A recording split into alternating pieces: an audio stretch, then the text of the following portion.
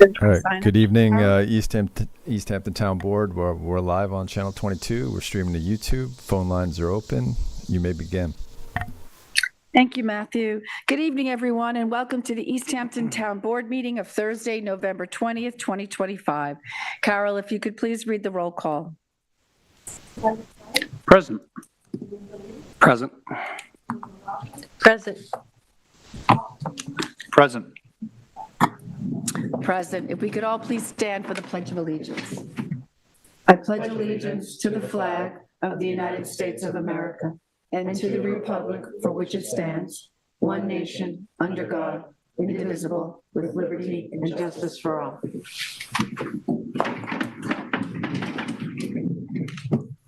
So tonight we have 7 public hearings. If you haven't had an opportunity to sign up, if you wish to speak, I'll also ask for a show of hands, and then we'll go to the phones.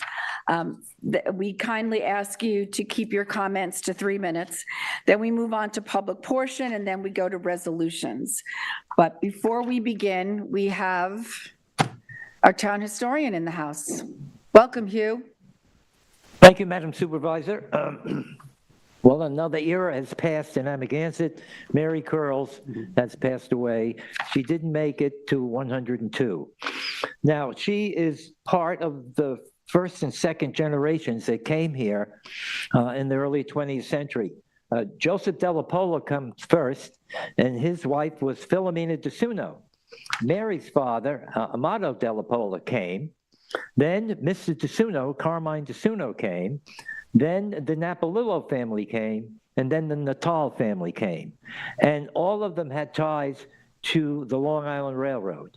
The only 2 people left from that first generation, Stevie Napolillo and Lucy Natal Bennett, are still living in the places where they lived years ago, okay? But Mary Curls was not the oldest person to have died in East Hampton. Abigail Field, 108 years old. Wow. Abigail Edwards Field, at 108, must be the oldest living resident of East Hampton, died on Shelter Island. My birth took place at Franklin Farm, a mile and a half on the outskirts of Springs Village. She wrote in an article in 1998. In those days, a new mother was kept in bed for 2 weeks. A week or so later, unbeknownst to my mother, my father wrapped me in a little blanket and took me by horseback a mile to Duck Creek, Homestead, to show me to his Uncle Sam. Father did not go in, just waited until Sam came out and saw me, and he said, "You better take that thing home before you drop it." Her parents were distant cousins, Jeanette Tuttle Edwards and Daniel Edwards. The 200-acre Franklin farm made up the whole of Maidstone Park and Camp Blue Bay.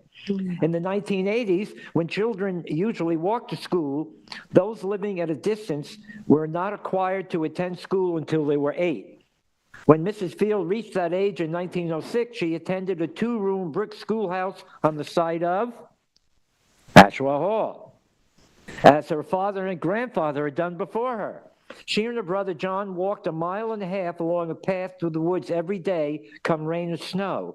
If the snow was deep, the father walked ahead of them to break a path until they were out on Fireplace Road, where a team of horses would have cleared the snow. On the way home from school, she and her brother would stop sometimes at the Parsons blacksmith shop, which was next to it, which was then called Miss Kitty's Pond. I have no idea where that was. I thought it was Pussy's Pond, but that's not correct, because the Parsons blacksmith shop was right across from where the Pollock Krasner Center is. Then it was moved, remember, in the 1980s. They took turns cranking the bellows handle as Mr. Parsons shaped horseshoes, different types for summer and winter. Few Springs children attended high school, but she and her brother were among them, traveling 6 miles there back and forth by wagon. Okay? Whenever they went visiting, they had to leave early for her father to feed the livestock and milk the cows before dark. Now, here's a beauty. She well remembered going shopping at Sac Harbor by train. Now, how did she do that? Okay? A trip which involved going to Amagansett, taking the train to Bridgehampton, and then transferring to the scoot right? The train that went to Sag Harbor. The town clerk gave me a whole bunch of information about it. I wrote an article about that for the East Hampton Independent. So that's Abigail Field, 108. When I come back in December, we will be thinking about 2026, the American Revolution. Thank you, Hugh. That wasn't on the microphone. Do you want to repeat that? Most of what I said was true.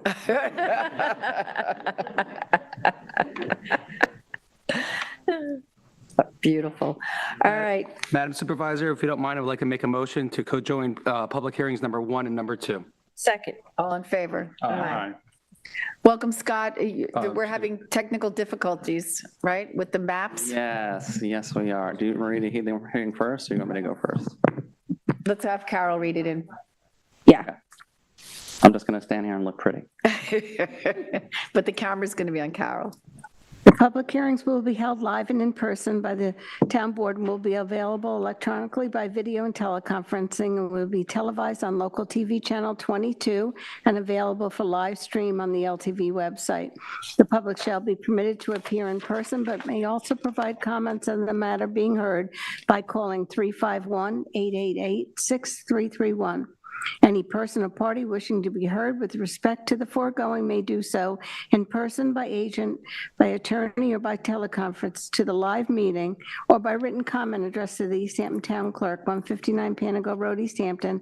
Comments may also be submitted to the town clerk by email to cbrennan@ehamptonny.gov. All comments must be received by the town clerk by the date and time of the public hearing. Take notice that the town board of the town of East Hampton will hold a public hearing on November 20th at 6 p.m. in the town board meeting room, Town Hall, 159 Panago Road, East Hampton, or soon thereafter, as the matter may be heard, on a proposed local law providing for the adoption of a revised community preservation project plan pursuant to Section 64E of the New York Town Law, which provides for the preservation of open space, historic places, and recreational areas within the town of East Hampton, including the incorporated villages therein, to include approximately 0.26 acres of land located at 227 Gerard Drive in Springs, reputedly owned by Lucille E. Maskia, AKL Lucille E. Maskia Forzano, and identified on the Suffolk County tax map as 34226.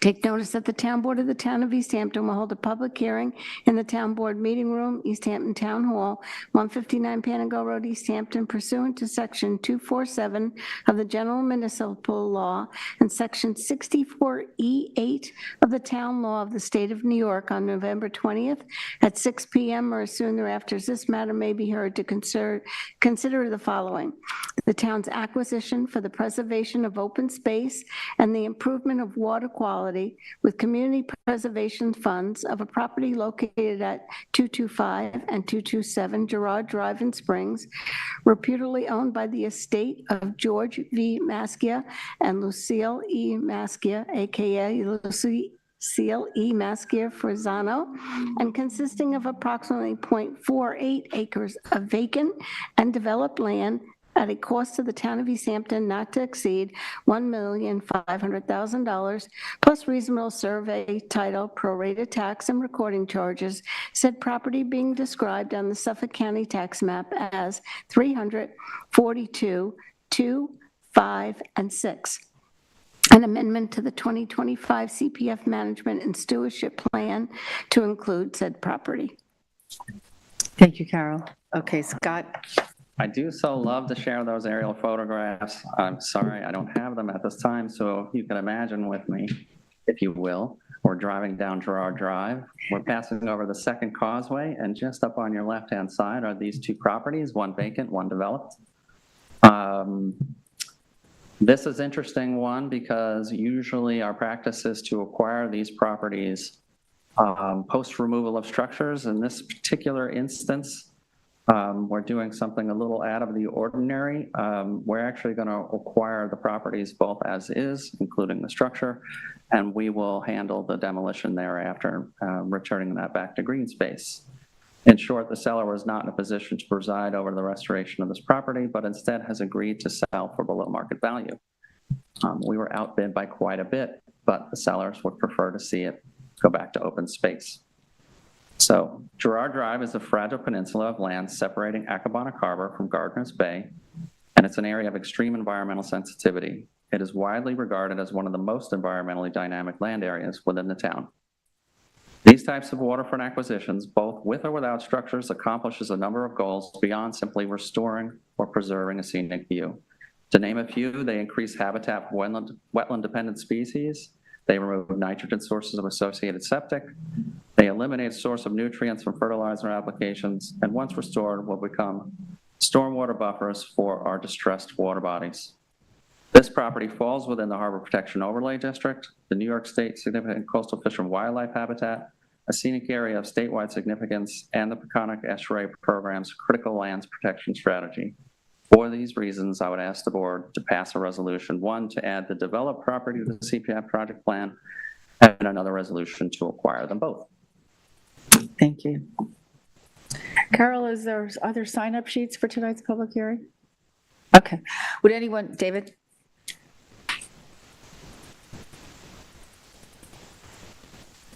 Welcome, David. It's been a while. Yeah, I'm busy playing pickleball. Good evening, David Buda from the Springs. First, a general comment, not directly related to this particular hearing. I know that it's been the practice for many supervisors' tenures in this town that public hearings, you make an announcement either requesting or directing people that comments at a public hearing should be limited, tried to be limited to no more than 3 minutes. I have to say that that really is inappropriate and really contrary to the whole nature of a public hearing. Public hearing is to adduce testimony, to allow the public to provide evidence, to provide information, and it may be a topic that has been discussed many times by you and by town officials. So I really think that unlike the public comment period, I really would request that you refrain in the future from announcing that public participation, public testimony at a public hearing should be limited to any specific time. Of course, if someone goes off topic, if you have a matter that's going to generate dozens and dozens of people showing up to speak, then that's a different story, and you obviously have the discretion to limit participation in a public hearing. Now, with regard to this matter, I appreciate that Scott has explained the circumstances where we're not following the usual rule of a developed property that's to be acquired by the town CPF. We'll have the structures removed in advance at the expense of the seller. But of course, in this circumstance, I understand at least one or all of the sellers are actually deceased and there's an estate involved. And if the price has been adjusted appropriately, then I certainly have no objection to that scenario. I do have one question though. The public hearing notice states, and we all know that it's important to specify why the property is being acquired and for what purposes under the CPF laws. It states that the town's acquisition is for the preservation of open space and the improvement of water quality with community preservation funds.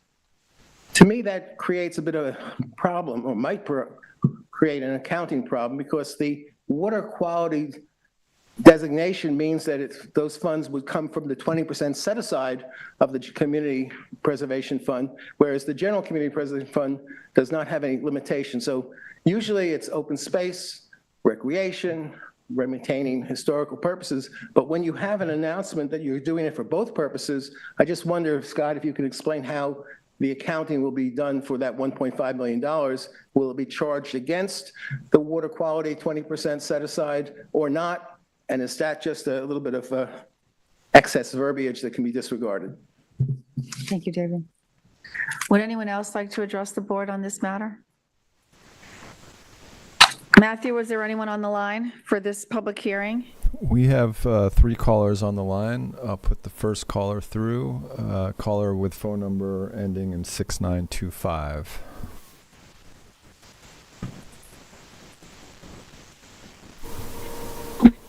Hi, this is Pilar Moya Mancera with Housing Help.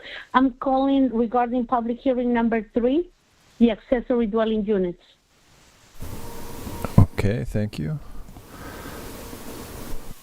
All right, I'll put through the second caller, phone number ending in 9535. This is David Goldstein. I'm calling to talk about the amendment for the ADUs. Okay, thank That's you. also great. All right, putting through next caller, phone number ending in 2341. And we actually have another caller that just jumped on the line, but I'll unmute 2341. Thank you. Hi, it's Bryony Frage. I'm calling for the ADU amendment, number 3. All right, thank you. And I'll put through caller with phone number ending in 6000. Hi, this is Michael Daly, and I'm calling to discuss the ADU amendments as well. All right, thank you. There's no more callers on the line for this hearing. Motion to close. Second, all in favor. Carol, if you could please read the third meeting notice. Please take notice that the town board hereby directs that a public hearing shall be held on November 20th at 6 p.m. or soon thereafter as this matter may be heard at East Hampton Town Hall, 159 Panago Road, East Hampton, to hear any and all persons either for or against a local law entitled, a local law to amend Chapter 255 zoning of the East Hampton Town Code to modify the requirements applicable to accessory dwelling units. Matthew, I think the line is still left open. I have to come to the. Yeah, I got that. I just caught it. Thank you. It's muted Awesome. now. Okay, sorry, Carol. Okay, beautiful. Would anyone like to address the board on this public hearing? David? It does. It's not. Good evening, David Buda. Whenever I have reason to speak out against the proposals to increase the flexibility and development of additional ADUs, I want to start by reminding you that I am a strong supporter of trying to develop affordable housing to maintain the housing stock for residents who are going to live and be an important part of this community. So I have nothing against the town spending all of your efforts to find locations where it's appropriate to develop either additional affordable housing apartments or additional affordable housing, maybe even multiple family zoning, which is something the town hasn't had for a very long time for two-family housing.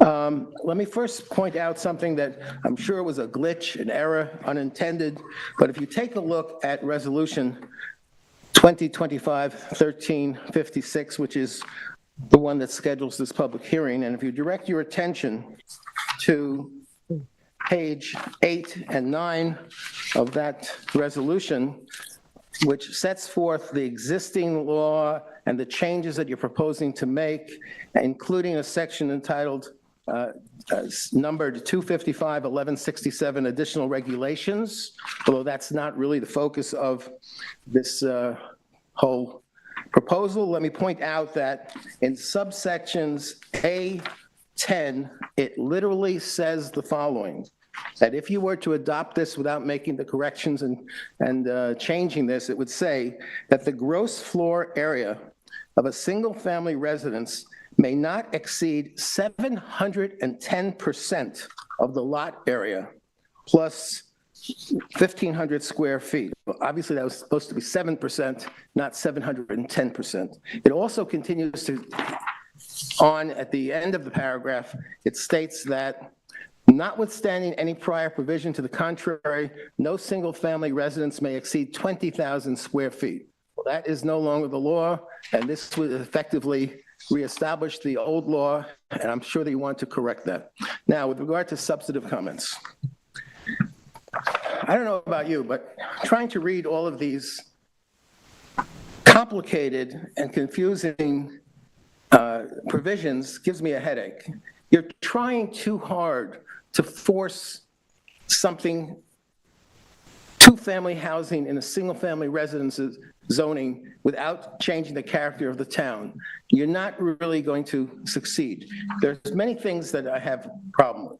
Allowing non-primary residents to add an accessory dwelling unit undercuts the protection of neighborhood character of single-family residence zones. And I find that there's a need to maintain a required tie between the owner being in residence and the rental of an ADU. In residence doesn't mean that it means that the person who is applying for and building an ADU is a primary resident. That does not mean 365 days, 24 hours, 7 days a week. It means that that is their primary home. That has always been the nature of the town's provisions for allowing any type of affordable accessory apartment, now known as ADUs. It gives the neighborhood protection that there is someone there, if not every day of the week and every day of the year, but someone who is invested in living there. We have a terrible trend in this town. As part of my work, I track every single sale of property in the town. And we are having more and more and more properties purchased by limited liability companies, corporations, all sorts of non-corporal entities. There is nothing in our laws that even distinguishes that fact. How do you deal with the fact that some of these properties will be owned by limited liability companies or corporations or other types of business organizations that have multiple members, that have no real presence, no real investment in the community? I find that to allow the rental registry program to be utilized by any owner of a property that is also going to be participating in the ADU program, the two are really apples and oranges. They don't go together. The rental registry program is market rate. The ADU program always has a affordable component. And when you mix those two together, and when you allow limited liability companies and corporations to purchase the property, then rent the entire primary structure full-time or as allowed by the rental registry program multiple times during the year, and then you have a requirement to have a affordable full-time resident in the ADU, it's going to create a nightmare of administration and enforcement. An owner that builds an ADU could be an LLC or a corporation, and this compounds and frustrates any method of protecting single-family character in our single-family residence zones.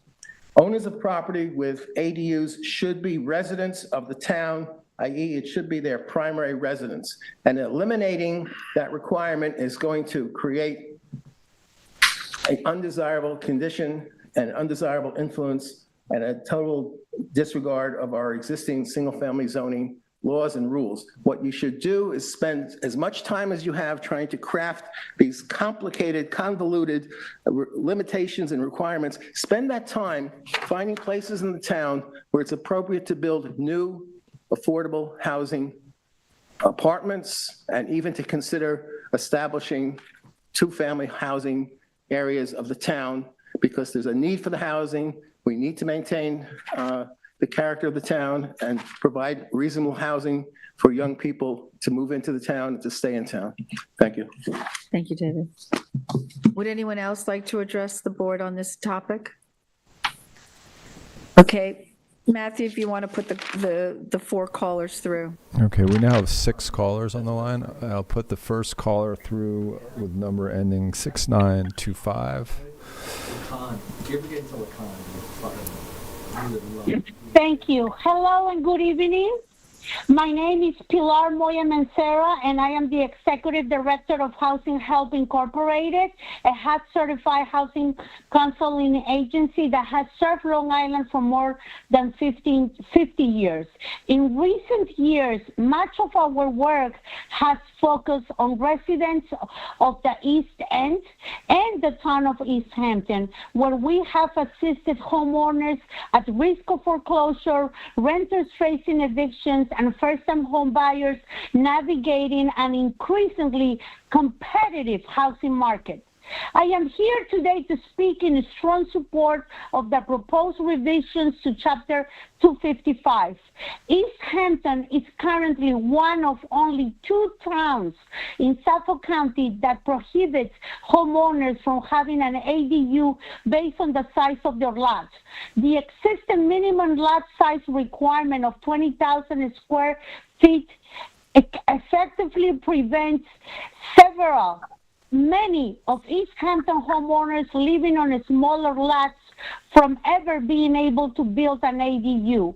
ADUs are widely recognized as one of the most cost-effective forms of affordable housing, since many homeowners already have existing spaces in their property that can be converted into living units, often requiring little or no additional renovation costs. ADUs offer substantial benefits for homeowners. Rental income from an ADU can be the difference between staying in the town or being forced to relocate. However, the current 20,000 square foot minimum lot size requirement prevents precisely those homeowners who will benefit the most, those living on smaller lots, who tend to be lower income, from being able to obtain an ADU.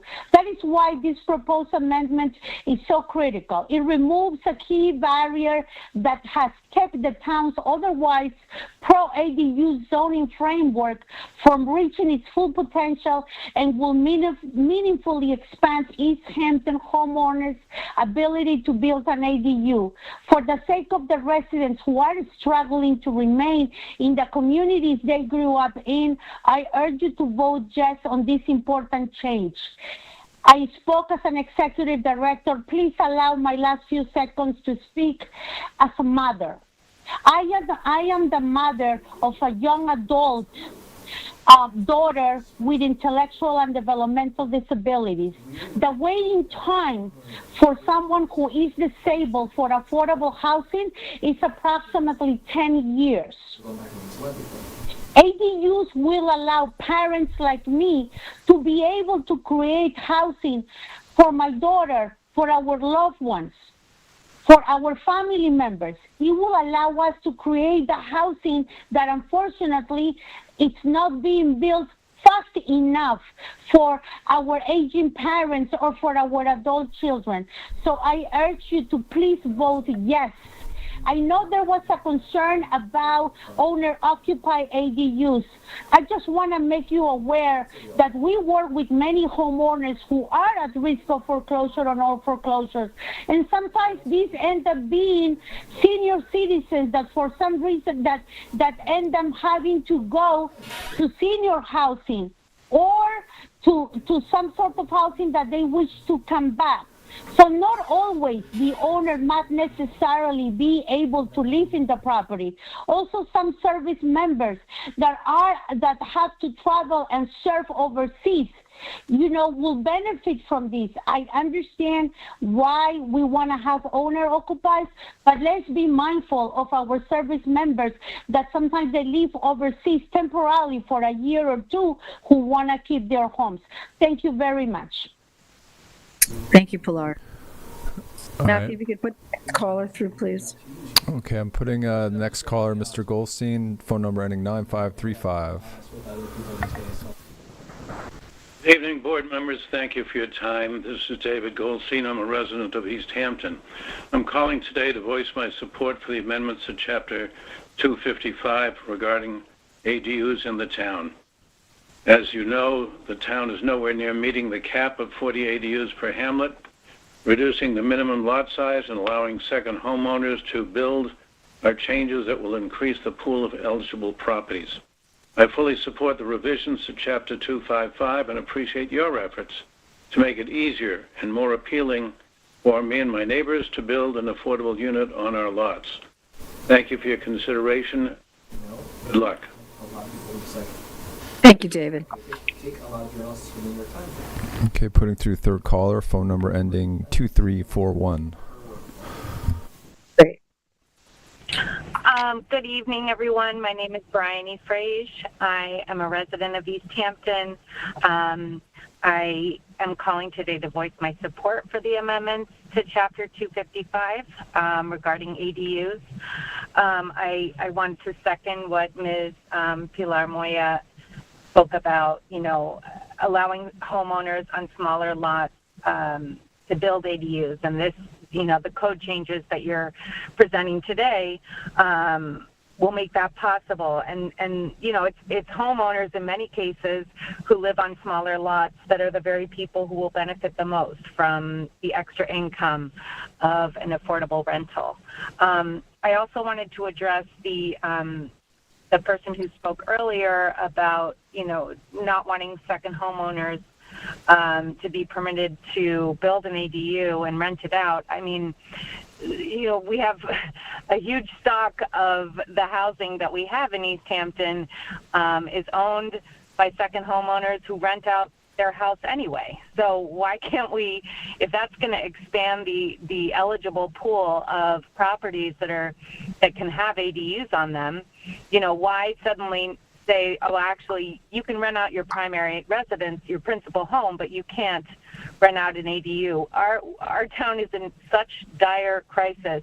We need every single eligible lot and person who owns that to build an ADU and make one more house for somebody who deserves to live and work in East Hampton. So for those reasons, I fully support these changes. Thank you very much. Thank you, Bryony. Please put the next caller through. Okay, caller with phone number ending 6000. I'm unmuting you now. Hi, good evening. Michael Daly from Sag Harbor. I am a 26-year real estate veteran, the founder of East End YIMBY, and now senior advisor with True North Associates, which is a group that helps local agencies, municipalities, and community groups develop community housing for their stakeholders. First off, I'll take 12 seconds to say that I totally support the 3-minute guideline for public speaking. We've all been to town board meetings where people stay on for long periods of time pontificating and have no real expertise in the topic at hand. And I know that any town board will respect a person who has demonstrated expertise to make a longer contribution if needed. So please keep the 3 minutes, maybe shorten it to 2.5. Secondly, I wanted to say that I see what you're doing with ADUs, and I do support that. I'm not going to speak to the particulars of this legislation, but what I will say is for 4 years now, I've been encouraging this town to, and all towns, to relax their ADU legislation in order to allow for greater development of ADUs. And we have seen that when we make incremental steps, we get no better than incremental results. And we need exponential results.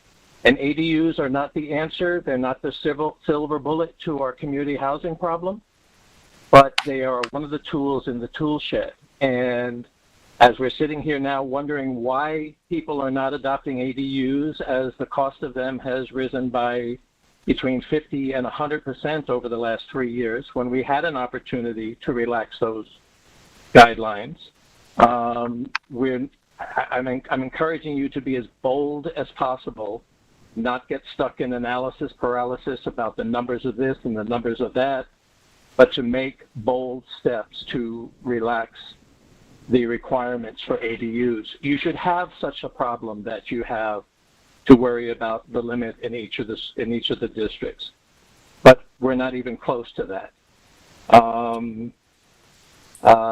If you watch East End News, you'll see that I have a segment on there every couple of weeks, and in the most recent segment, I explained that over that close to 75% of residents in the town of East Hampton make less than $200,000 a year. And that's 75% of people are completely priced out of the market, both sales and rentals. Although rentals are seeing a little bit of a softening in the last several months, they're still priced out of the market.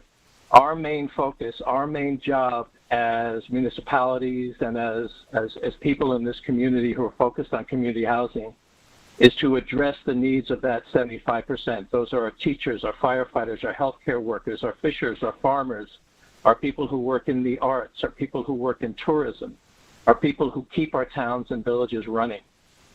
We've got the luxury market is fine. They can do whatever they want whenever they want. But it's 75% of our community members need our focus and need our commitment, and I encourage you to keep doing that. You've done a great job, and I encourage you to keep moving forward as aggressively as possible. Thank you. Thank you, Michael. Okay, Matthew, you can put the next caller through. Okay, putting caller with phone number ending in 4221. You're unmuted. Thank you. Good evening, Town Board. This is Jane Meering in Amagansett. I'm sorry I couldn't be there tonight because this is such an important topic, but I'm calling in. And disclosure, I'm speaking as an individual resident of East Hampton and not as a member of any appointed board. So I'm going to speak a little fast, and my technique here is I'm just going to kind of scroll through certain parts and comment on the legislation in the public hearing, and I'm going to go fast, but I've sent you a mocked-up document that has all this in it. So I just want to start with, two quick quotes from legislative intent. The town of East Hampton finds and determined that there exists a critical shortage of affordable housing opportunities within the town. The lack of affordable housing opportunities threatens economic and social diversity of the town. The content of my comments here in support of code facilitation of accessory dwelling units, ones that are actually directed at creating affordable housing opportunities that are stable, full-time in nature, and accommodate those in need of affordable housing for residents who live and work here year-round relative to the critical needs, shortages, and opportunities cited above. Okay, I'm going to go to section 2 and go down to site requirements. I thought this was interesting. It says no accessory dwelling unit within an existing single-family residence shall be constructed or maintained on a lot with a total area of less than 1,500 square feet. But then it says no accessible dwelling unit within a detached structure shall be constructed or maintained on a lot with a total area less than 20,000. I thought the point of this legislation was to take the minimum lot size for an ADU, whether it's attached, embedded in the single-family residence, or standalone detached, down to 15,000 square feet, which I would support. This seems to have a dual structure here, and I don't actually understand that because detached are limited to 600 square feet, in building are 1,200. So I think all ADUs should have a minimum of 15,000, not 20,000. Then I get down to the permits required. It talks. This language comes up a lot in this resolution. The accessory dwelling unit is rented or occupied by either a person who qualifies as a resident or a member of the owner's family. I actually think it's just a person who qualifies as a resident. It could be a member of the owner's family. Again, I think we want these ADUs for folks who are residents and live and or work here full time. So I'm not calling all the rest of that out, but just being a member of an owner's family should be a non-starter, especially now that you are opening up ADUs on second home or non-primary seasonal resident properties. The thing about the rental registry, I just wanted to be clear, the rental registry should not be prohibited for the primary family residence, but I think it should be clear that ADUs cannot be rented short-term or seasonally. Then there's a whole section. About building permit application, and then after that, you get down to issuance of affordable apartment accessory dwelling unit permit. The way this code is written, I think is problematic. It seems to say that go ahead and get a building permit and build your accessory dwelling unit, and then after the fact, apply and qualify it as an ADU. I really think this has to go the other way. An ADU building permit should be dependent after it's deemed, the project is deemed to qualify as a registered ADU via the town and the standards. Otherwise, I think you're going to get into a whole world of things potentially being built and then they don't qualify. Going down to design requirements. At least 2 off-street parking spaces shall be provided in a driveway on the lot for the accessory dwelling unit. I recommend that for a 600 square foot max detached ADU, only 1 extra parking space is required. Perhaps anything 600 plus to 1,200 square foot that's within a single family residence ADU would require 2. It seems like 2 is just too much for a small detached ADU. So that's, basically the bulk of it. Again, I've sent this to you. Oh, and lastly, on the second home owner now provision or seasonal, whatever, I actually agree with a lot of what Mr. Buddha said, and I'm not going to repeat it. I'm not against it. I do think it's important because of how many housing units are on, non-full-time residence properties that we consider it. So, but I am going to tell you that I think the way it's crafted now, it's just not ready. So what I'd like to see is the change made for the lot size and all the other things. I just think it's rife with potential problems. Look at all the things we're dealing with, the LLCs, the short-term rental platforms. I just think that needs really more crafting. So again, not against it. I think it should come out now and pass the rest of it. I think that is basically it for now. So thank you for hearing me. Again, I'm sorry I couldn't be there this evening. Thank you, Jane. Matthew, if you could put the next caller through. Okay, and it looks like this is our last caller.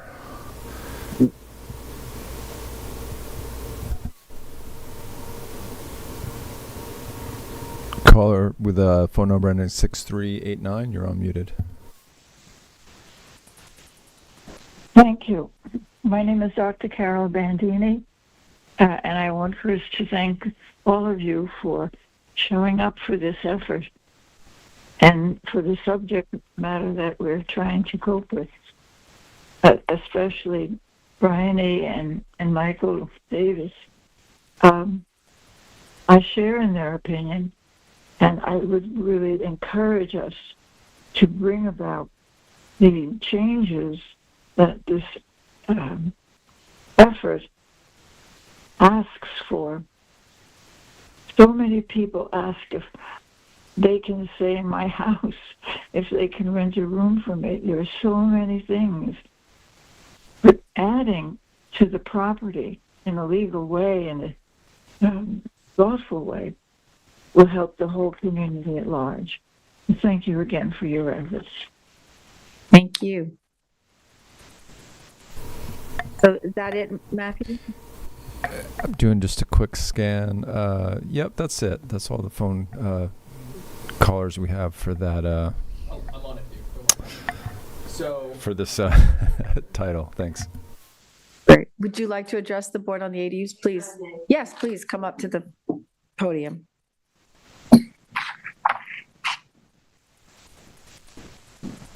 Welcome. Hi, my name's Patricia Tobin, and I live in East Hampton. And my concern is the non-resident homes, the second homeowners. I live in a neighborhood where there are a lot of LLCs of my neighbors, and I see different people very, very often. So I think I have a trust issue with them. So I would strongly suggest you work out the details, keep that part off it, and if you can't fill those slots, which I have a feeling you will, then go to that. But initially, I disagree. I think the landowner has to be present. Thank you. Thank you very much.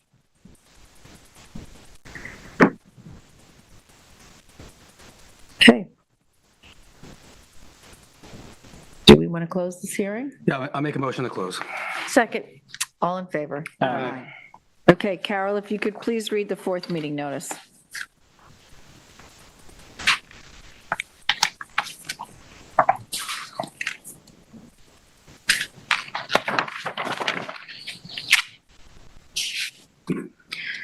Please take notice that the town board hereby directs that a public hearing shall be held on November 20th at 6 PM or as soon after this matter may be heard at East Hampton Town Hall, 159 Panago Road, East Hampton, to hear any and all persons either for or against a local law entitled, a local law providing for the amendment of Chapter 240 Vehicles and Traffic, Section 24058, Schedule 8, stop intersections of the East Hampton Town Code to install stop signs. Stop sign on Timberland Road in the east direction of travel, intersection of Timberline Road and Cordy Court, on Cordy Circle northwest at the intersection of Cordy Circle and Cordy Court, and Cordy Circle northwest intersection of Cordy Circle and Cordy Court. The public hearing will be held live and in person by the town board and will be available electronically by video and teleconferencing and will be televised on local TV, Channel 22.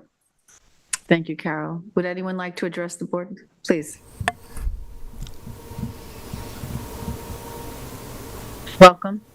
Thank you. My name is Dan Tarasi. I'm resident of East Hampton and specifically the Hans Creek Farm community for the last 27 years. I'm president of the Homeowners Association there for the past 12 years.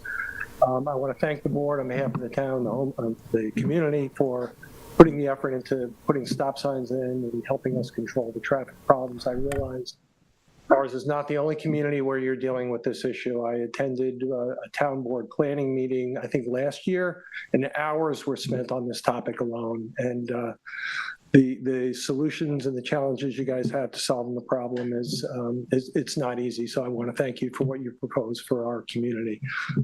When we received the proposal, I shared it with the board, and some of them had some questions about it. So Kathy, I reached back out to you, and you came back with a great answer, which people were responsive of, that just putting stop signs in does not curtail traffic. In fact, people stop and then they speed. I might have done it once or twice myself, I don't know. I actually took your response, Kathy, and I said, let me check the AI models out there. And within 5 minutes, every AI model I checked confirmed 100% what you said. I'll take it. Unless you went to AI in the first place to determine where to place the stop signs. I don't know. But anyhow, well, thank you for that. We do have one request, though. While we accept this proposal as is, we do ask maybe you consider that at the placement of the Timberline and Cordy Court intersection, changing the placement of that stop sign to be placed on Cordy Court. 3/4 of the community exits from that section of Cordy Court approaching Timberline. And we see cars just come to that intersection, cut the corner and head out. So we ask that maybe that might be a better placement than actually on Timberline itself, or add a 4th stop sign. Now, we don't want to add too many stop signs. We don't want that either, but that is a very dangerous corner, and we just ask for that consideration. But if you end up with just saying, this is the proposal we recommend as is, we fully accept it. Thank you. Great. Thank you, Dan. Would anyone else like to address the board on this topic? Matthew, is there anyone on the line? We have 2 callers on the line. One's a holdover from the last hearing, but we'll unmute them first and see if they want to make comments. Sounds good. Caller phone number up. Someone just left. Okay, caller with and they left too. We have no callers on the line. The end of the room. Motion to close. Second. All in favor? Aye. Carol, if you could please read the 5th meeting notice.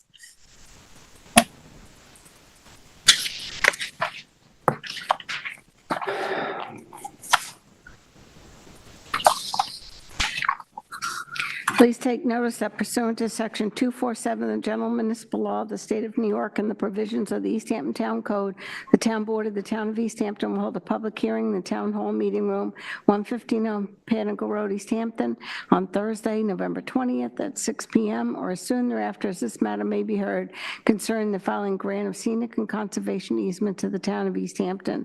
The grantor is Susan Lehman. It's a scenic and conservation easement dated October 24th at 7 Outlook Avenue in Springs, Suffolk County Tax Map 300-5747, and the reviewing agency is the ZBA. Great, thank you. Would anyone like to comment on this public hearing? David?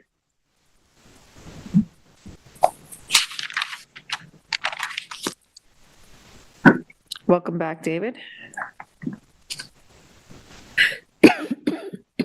Just a general comment with regard to the frequent acceptance of the required granting of scenic and conservation easements as required when there's a development and has to go before the planning board or the ZBA, and they specify this as a requirement.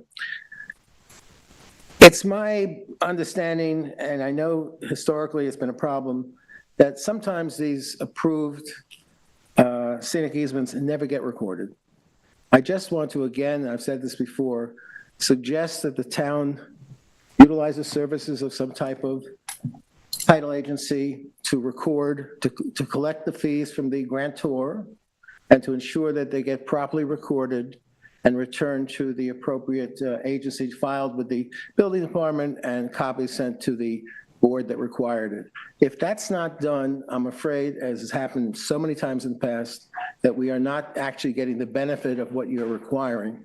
And I don't think it's cumbersome. I think it's the better practice is to have some town intermediary, if not the town attorneys, because they may be too busy, but a professional whose job it is, like a title closer, to take the documents, collect the fees from the appropriate party, get them filed, and properly distribute them. I haven't actually looked at this particular notice and this hearing notice. I'm not sure how it reads, but usually you have language that says it goes after it's executed by the town or accepted, it goes back to the grantor, and they're supposed to deal with it, and they're supposed to record it, and then they're not supposed to get a building permit or a C of O until it gets done. But frankly, too many times that hasn't happened. Thank you. Thank you, David. Matthew, is there anyone on the line for this public hearing? We have no callers on the line. Motion to close. Second. All in favor? Aye. Carol, if you could please read the 6th meeting notice.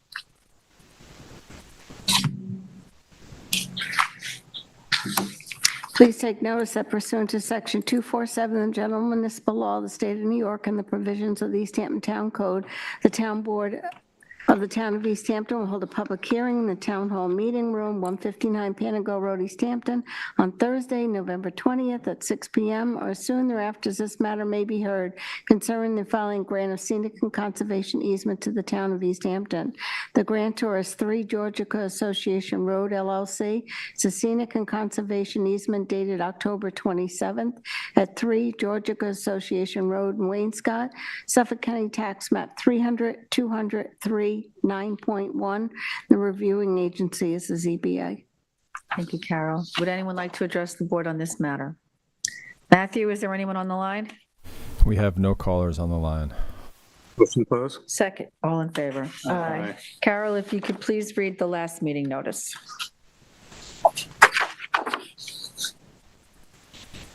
Please take notice that the Town Board of the Town of East Hampton will hold a public hearing on Thursday, November 20th at 6 p.m. or soon thereafter, as this matter may be heard, to consider any and all comments in relation to the proposed acquisition of a wood grinder at the estimated maximum cost of $1,097,500 for use by the East Hampton Garbage and Refuse District. Thank you, Carol. Would anyone like to comment on this public hearing? Matthew, anyone on the line? We have no callers on the line. Motion to close. Second. All in favor? Aye. Okay, so now we're up to public comment. Would anyone like to address the board during public comment? Please. Comment on an issue that I'd like to bring forward. Sure, now's the time.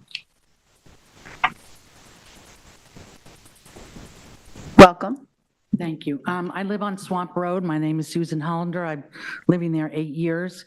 I'd like to bring to attention, as I'm sure, hopefully you're all aware of, that Swamp Road has become a very busy road, much busier than when I moved in 8 years ago.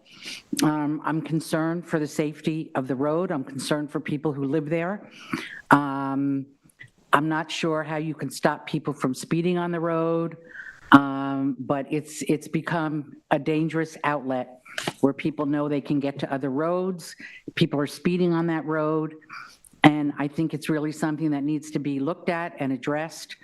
I don't know if you can put speed bumps in, but I'm really asking for all the residents who live on Swamp Road, that it needs some attention and some address. I'm afraid at some point there's going to be a serious accident on that road. At some point, if the speeding is not addressed on that road, it's hazardous. I can't walk on it anymore. I can't ride my bike on it anymore, like I used to. And like I said, I'm afraid at some point there's going to be a serious accident on that road. Well, thank you, Susan, for bringing that to our attention. Would anyone else like to address the board? Public comment? Matthew, is there anyone on the line? We have no callers on the line. So we're going to move to resolutions. Tom? Thank you, Madam Supervisor. I will start with the resolution 2025-1506. This is warrant approval for warrant number 11B, approval of claims in the amount of $3,665,850.93 and $51,013.92 respectively. Second. All in favor? Aye. 2025-1507. This is in the matter of the increase and improvement of facilities of the East Hampton Garbage and Refuse District. It's determined that it is the public interest to acquire a wood grinder for the use by the East Hampton Garbage and Refuse District. The estimated maximum cost thereof is $1,097,500. It is hereby ordered the district shall make careful estimate of the expense of the foregoing item with the assistance of the town attorney and shall prepare a contract therefore, which estimate of proposed contracts shall be presented to the town board as soon as possible. It's further ordered that town clerk record or cause to be recorded certified copy of this resolution and order after public hearing in the office of the clerk of Suffolk County within 10 days of adoption thereof. Second. All in favor? Aye.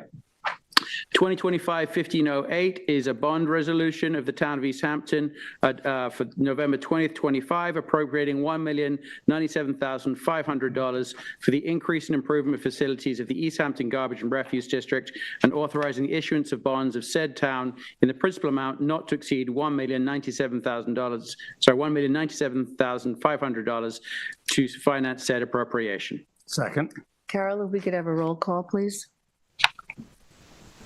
Aye. Aye. Aye. Aye. Aye. 2025-1509, I'm delighted to list the appointment for provisional to sanitation supervisor for Craig Fick.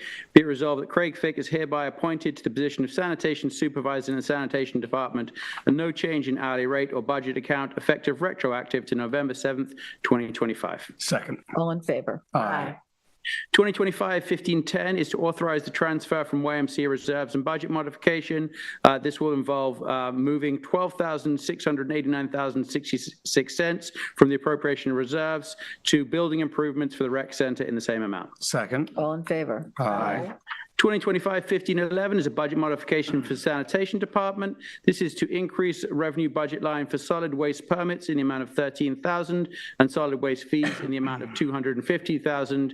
Increase expenditure in the budget line for subcontractor costs in the amount of $288,000 from budget line full-time salaries in the amount of $30,000, contingency in the amount of $5,000, MTA tax due in the amount of $2,800, New York State retirement in the amount of $77,530, health insurance in the amount of $10,000. This is going to budget line subcontractors costs in the amount of $125,330. Second, and just move for discussion. I'm correct, Steve, Tom, that Steve Lynch knows is this due to the increased cost of carting right now. Some of it is due to the changes in Brookhaven then also then too. Correct. And this is going to be a seasonal issue that we have to deal with. So second. All in favor? Aye. It's my pleasure to offer resolution 2025-1512. This is schedule a public hearing.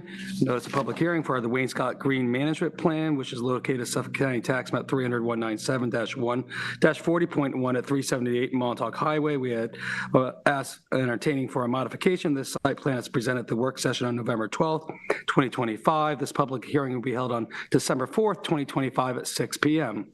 Second. All in favor? Aye. 1513, again, is the list of appointment from provisional to town maintenance supervisor for Steve O'Brien, hereby retroactive to October 24th, 2025. Second. All in favor? Aye. 1514 is appoint full-time laborer in the highway department, Jorge Torres Rosario.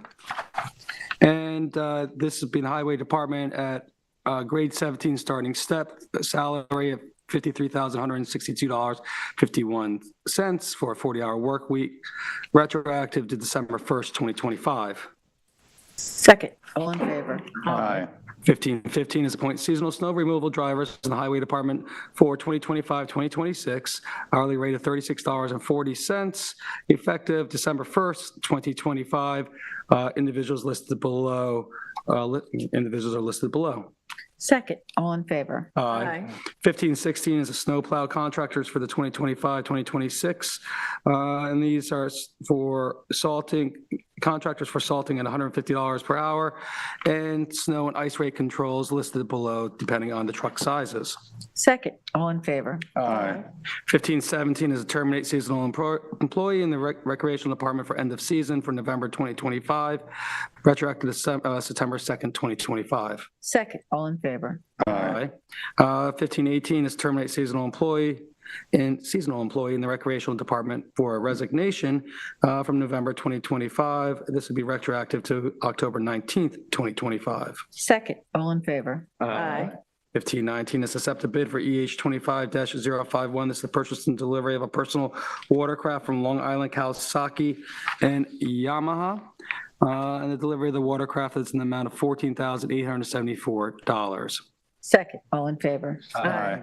1520 is the award RFP EH 2025-102. This is licensed to utilize agricultural land at 20 Springs Fireplace Road to Ocean and Earth, Amber Waves Farm, and Changing Tides.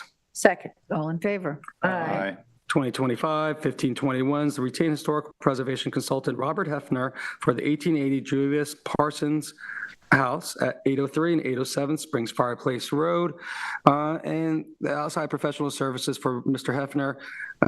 Proposal is dated November 5th, 2025, for up to $3,000 to consult. Second. All in favor? Aye. 1512 is a retain DB Bennett Engineering for the 1880 Julius Parsons House, again at 803 and 807 Springs Fireplace Road in Springs. And again, this is a proposal that was submitted for engineering services from November 13th, 2025, not to exceed $20,880. Second. All in favor? Aye. 1523 is accept the proposal for services from Island Structures Engineering, where this is for engineering to upgrade the generator located at the Montauk Playhouse, which was approved in the 2025 capital plan, for the amount from their proposal dated November 7th, 2025, in the amount of $63,070 from the funding lines listed below. Second. All in favor? Aye. 1524 is accept donation of trees at 4 Palmlet Terrace in the valuation of $1,033.13 from Mr. Barry Babcock. Second. All in favor? Aye. Excuse me. 1525 is snow removal rates for the Highway Department, 2025 and 2026, effective December 1st, 2025 through calendar year 2026, positions and pay rates listed below. Second. All in favor? Aye. 1526 is amend resolution 2025-1094 to correct the budget account code for hereby is amended to the correct expenditure account code that was revised after the resolution was adopted to be A7150.57980. Second. All in favor? Aye.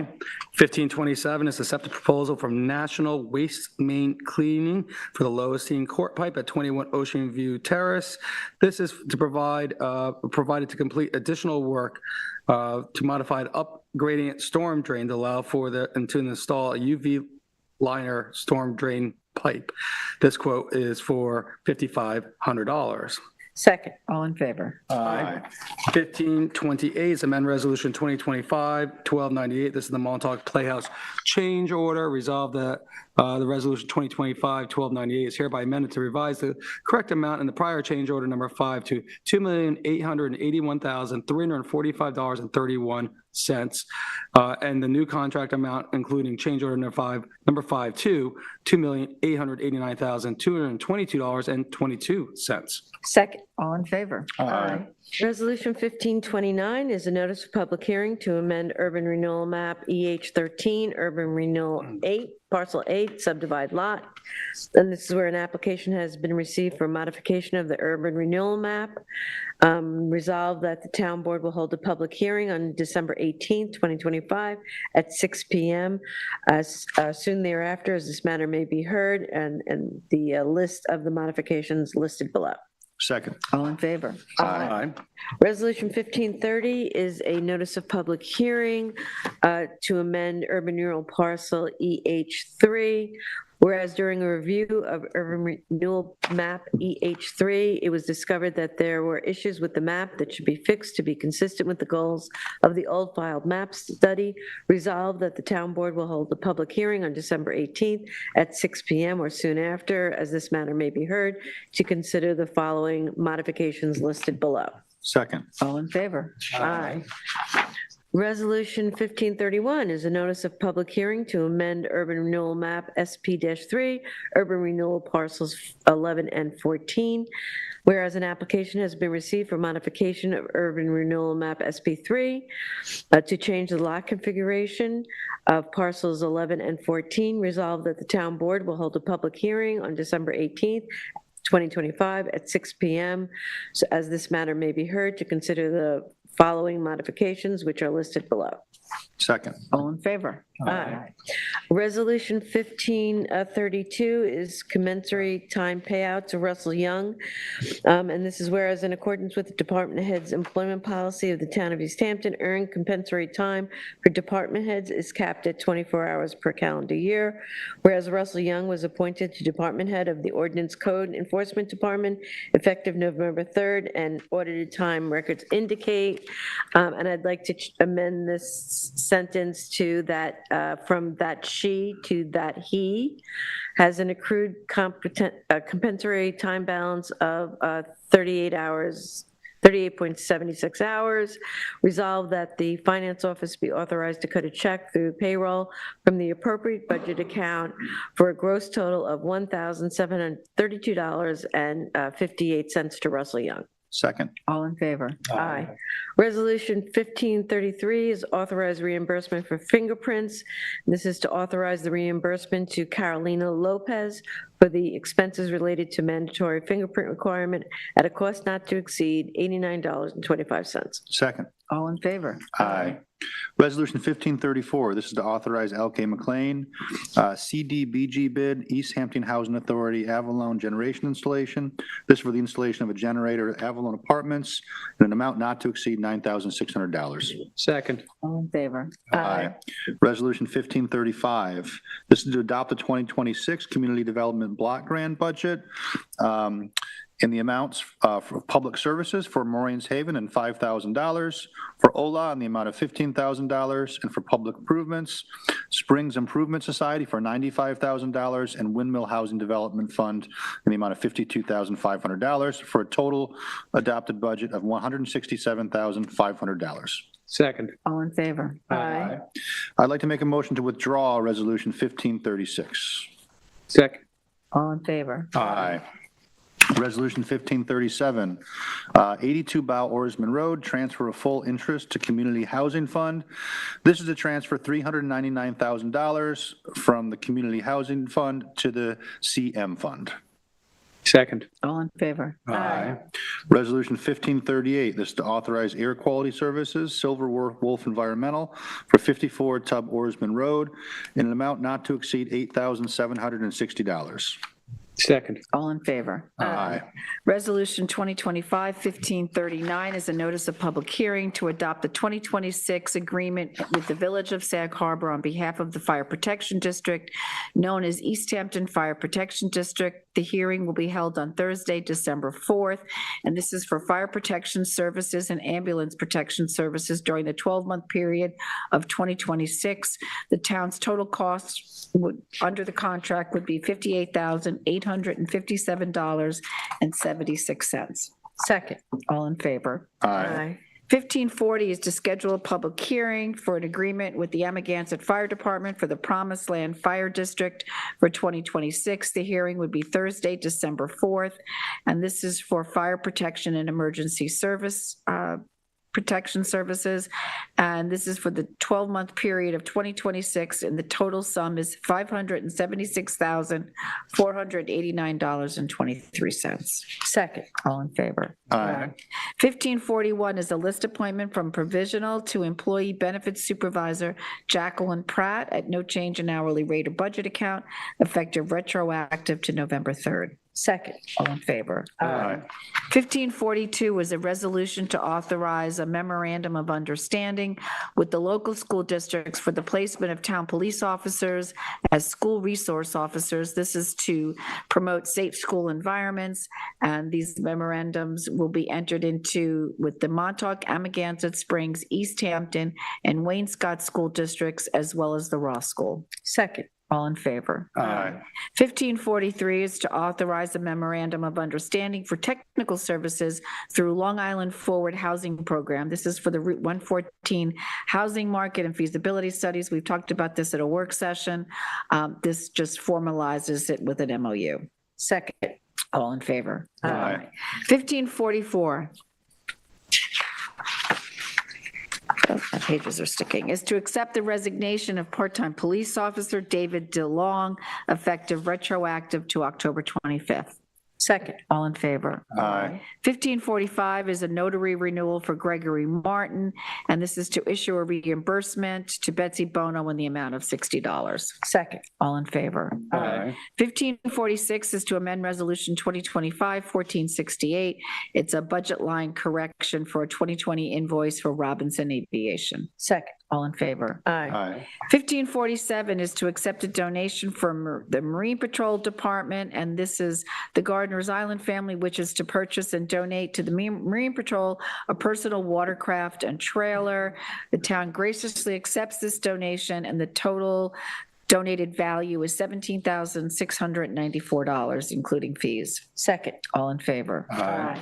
1548 is to accept bid EH 25-035 car carrier for the town of East Hampton. This is with Gabriella Truck Sales LTD, and the financial impact is $185,168.68. Second. All in favor? Aye. 1549 is to accept proposal RFP EH 2025-105, advertising concession services at East Hampton Airport, Outfront Media, Inc. Jim Brundage came to the Tuesday work session and discussed this. Second. All in favor? Aye. 1550 is to extend the contract bid EH 23052. This is for snow plowing at the East Hampton Airport to Southampton Excavation and Site Development LLC. Second. All in favor? Aye. 1551 is to retain LK McLean Associates, DPC, for engineering services at the East Hampton Airport Fuel Farm. The financial impact is $7,000. Second. All in favor? Aye. 1552 is to retain John C. Armitano Esquire and the law firm of Farrell Fritz PC, and this is for Sands Capital Holdings LLC versus the town of East Hampton et al. In an amount not to exceed $10,000. Second. All in favor? Aye. 1553 is to approve a refund of fees, and the town board hereby approves the refund of certain fees to Merle McDonald Aaron for the RJA Memorial Mighty Montauk Triathlon, and it should be $6,083.11 upon a properly submitted voucher. Second is amended. All in favor? Aye. 1554 is to approve a payment to Change Hampton.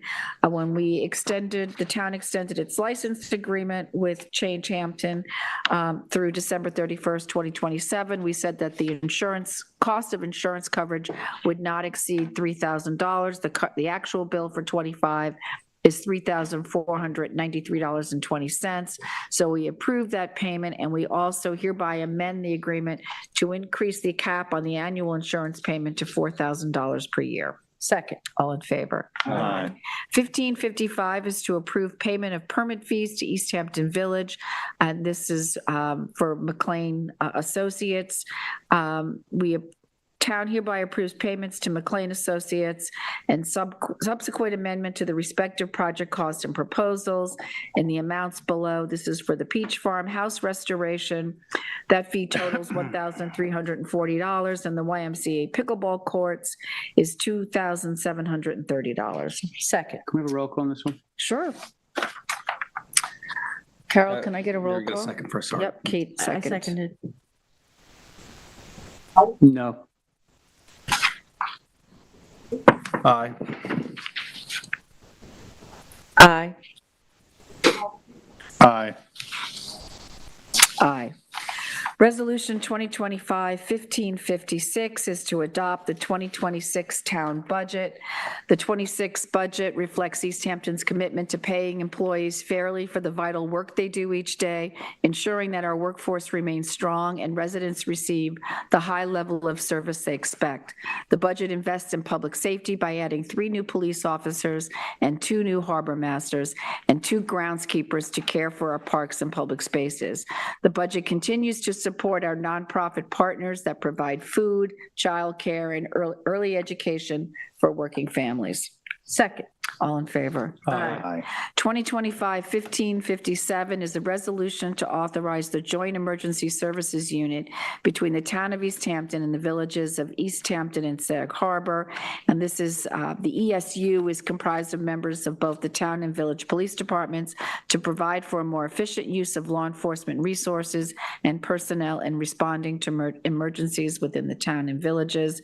This agreement, upon execution, will expire on December 31st, 2028, subject to renewal upon mutual agreement of the parties. Second. All in favor? Aye. 1558 is a budget modification for the airport, and we're moving $1,500 from New York State retirement to outside professional in the same amount. Second. All in favor? Aye. 1559 is a budget modification for the town attorney's office.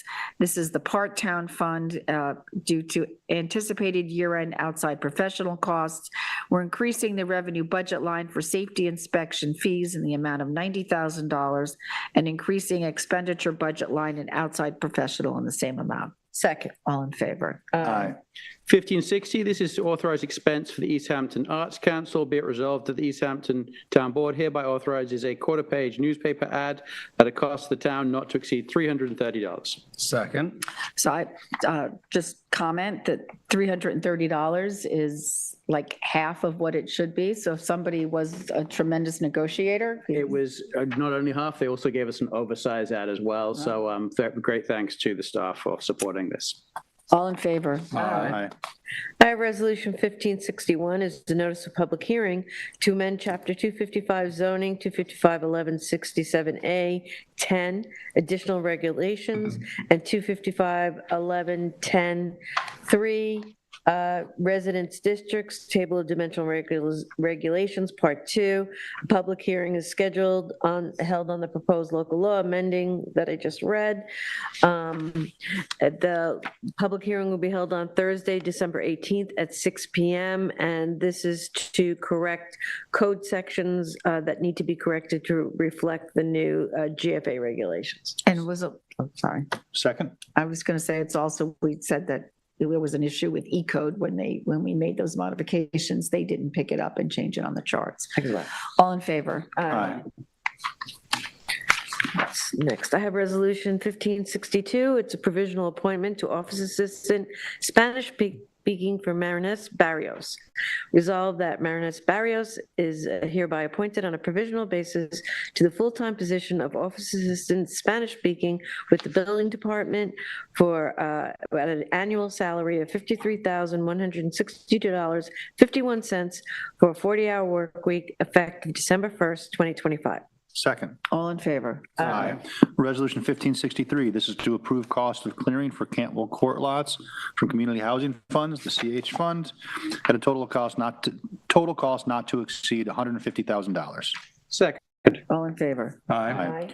Resolution 1564, this is to approve change order number 2 for Cantwell Court Road and Drainage Project.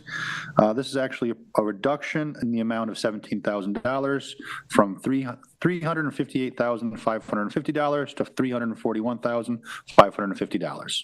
Second. All in favor? Aye. Resolution 2025-1565 is a reimbursement for personal property damage for Richard Hammer in the amount of $455.35. Second. All in favor? Aye. 1566 is to amend Resolution 2024-1566. Oh, how weird is that? They're both the same numbers, a year apart. Professional consulting services for continued remedial investigation of the airport Class 2 inactive hazardous waste site, FPM Group 1.175 million, and local counsel Regano LLC, 125,000. This was previously authorized. New York State Environmental Facilities Corp. just requested that we break it out by outside professional. Second. All in favor? Aye. 1567 is to authorize the supervisor to execute an employment agreement. Second. All in favor? Aye.